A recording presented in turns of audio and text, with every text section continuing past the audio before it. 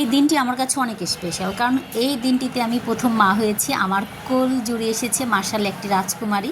আর দেখতেই পাচ্ছেন আমার রাজকুমারী বড় আসসালামু হয়ে আলাইকুম গেছে সবাই। গাইস। তো আজকে আমার জন্মদিন, জুলাইয়ের 1 তারিখে। আমার ফ্রেন্ড আমার জন্য একটা গিফট নিয়ে আসছে। আমার মেয়ের বান্ধবী হঠাৎ করে বাসার নিচে কেকটা নিয়ে এসে বলে যে দোলা নিচে আসো। পরে আমি বললাম উপরে আসো তোমরা। এই তো দেখেন, ওরা কিন্তু ছোটোবেলা থেকে একসাথে পড়াশোনা করে।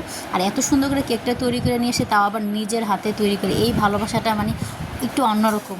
আর ওরা দেখেন সবাই মিলে, আমি কেকটা কাইটেই যাও, যখন তুমি নিয়ে আসছো তোর বান্ধবীর সাথে কেকটা কাটতেছে। আমার ছোটো মেয়ে তখন কোচিংয়ে, ও কোচিংয়ে গেছে। বললাম থাক তোমরা কেক কাটার সমস্যা নেই। আর কেকটা কিন্তু দেখতে কিন্তু মার্শাল্লাহ অনেক সুন্দর, আর নিজের হাতে তৈরি করে নিয়ে আসছে। এটা কিন্তু অনেক মানে অনেক অনেক একটা ভালোবাসা।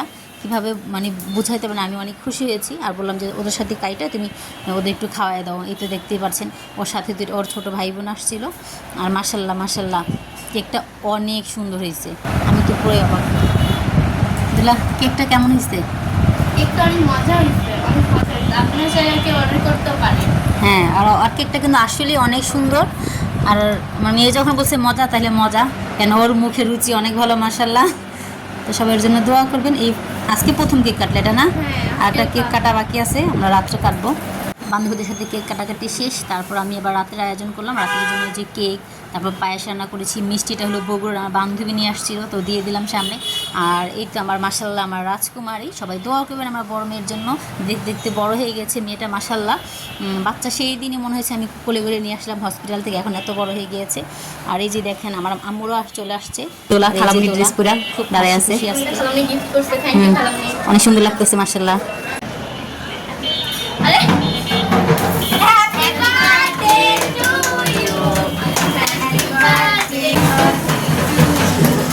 Happy birthday. হাতে দে। ধরো।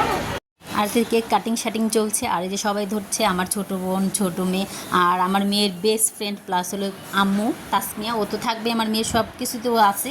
তো তাসমিয়া না থাকলে দোলার চলেই না। দোলা আবার তাসমিয়ার খুব ভক্ত, আর তাসমিয়া খুব আদর করে দোলাকে, একদম মেয়ের মতন। কিন্তু ওরা সম্পর্কে কিন্তু খালা ভাগ্নি।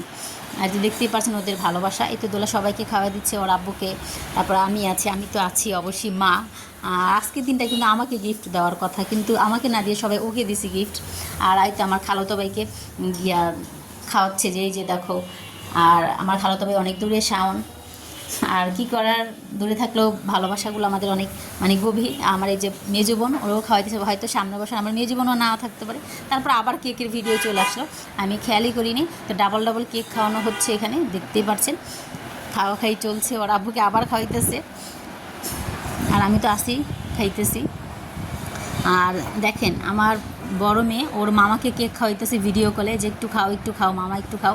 তো গত বছরই আমার মেয়ের সাথে ছিল ওর মামা, আর ও হলো ওর মামাদের খুবই আদরের ভাগ্নি, সব ফ্যামিলি সবচেয়ে বড়, তো এই জন্য। আর আমি একটু ঘরে টুকটাক রান্নাবান্না করেছিলাম, সাদা পোলাও, গরুর মাংস, অনেক রকমের ভর্তা, সিদ্ধ গরুর মাংস, ছোট মাছ। আর এইসব খাবারগুলো কিন্তু অনেক মজা লাগে।